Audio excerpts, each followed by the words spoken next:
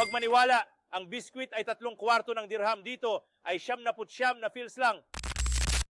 Magsalita ng mga panalangin para sa sugo ng ala bilang pagdiriwang ng pagbubukas ng batasin ng pagkain. Lahat ng produkto sa tindahan ay mas mababa sa presyo ng gastos. Sa Biyernes, Sabado at Linggo, petsang 24 ng Nobyembre, ang pagbubukas ay sa petsang 22 pagkatapos ng dasal ng Maghrib. Huwag palampasin, ang lokasyon ay nasa Khalifa Street sa lugar ng Al Nuaymiyah sa tabi ng G-Bridge ng Galfa. Humiling kami sa kanila na ibaba ang presyo ng pistasyo. Isipin mo, 20 at 79 at ang almendras ay pareho ang presyo. Ang cashew na dati ay 54, ibinaba sa 30 at 79 na fils. Ang orihinal na Yemeni ay narito, lahat ng uri ay nandito. Ang matamis na Yemeni, halika dito at tingnan ang matamis na Yemeni na ito, nandito sa lahat ng uri. Ang langis ng oliba ay nandito, tahini, lahat ng produkto mula sa mga mani, pampalasa at mga legumbre, lahat ay available bilang bahagi ng pagbubukas. Lahat ay mura. Scovave 100 gramo at mas mababa sa gastos, 10,999 fils, mas mababa sa presyo ng gastos. Ang mga presyo ng Kazakhstan at Australia ay pareho, 29.99 fils. Ang lokal na baka ay 29,999 fils bawat kilo. May mga seksyon para sa Shami, Syrian, Jordanian at Palestinian. Lahat ng produkto mula sa thyme, olive at iba't ibang uri ng jam, mga atsara at olive, lahat ay available bilang bahagi ng pagbubukas. Lahat ay mura. Ang packaging ay 10 dirham.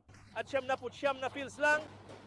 Ang kape ay ang pinakamurang presyo sa merkado bilang bahagi ng pagbubukas. Saudi, Turkish at Emirati at ang kilo ay 29,999 fils. Ang pagbubukas ng pagkain ay sa petsang 22:11 pagkatapos ng dasal ng Maghrib. Lahat ng bagay sa tindahan mula sa mga gulay, prutas, karne, mga produktong pagkain, mani at pampalasa ay lahat ay mas mababa sa presyo ng gastos bilang bahagi ng pagbubukas. Ang mga diskwento ay magsisimula sa Biyernes, Sabado at Linggo hanggang Nobyembre 24.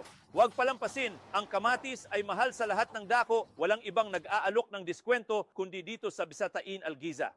Ang kilo ay nasa 2 dirham at 70 fils. Ang Syrian na patatas ay nasa 1 dirham at 70 fils. At ang kilo ng sibuyas ay nasa 1 dirham at 70 fils din, kasama ang buwis. Ang kilo ng limon ay nasa 1 dirham at 70 fils. Ang kilo ng pipino ay nasa 1 dirham at 70 fils. At ang kilo ng mansanas ay nasa 2 dirham at 70 fils. Ang Egyptian na watermelon ay nasa 96 fils.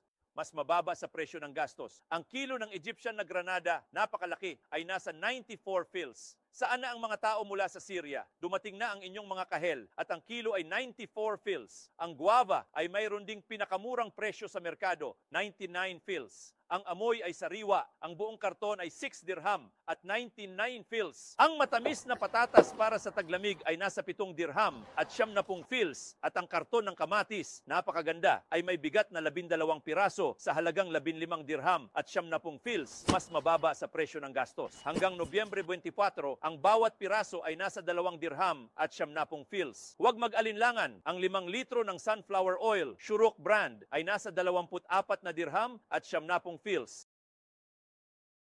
Ang piraso ng beans ay nasa 70 fils at ang cream ay nasa 1 dirham at 70 fils. Ang pinakamagandang alok ay ang litro at kalahating langis sa 6 na dirham at 70 fils, mas mababa sa presyo ng gastos. Ang 4 na litro ng nadek na gatas ay nasa 9 na dirham at 70 fils at ang buong kilo ng nadek na keso ay nasa 6 na dirham at 70 fils.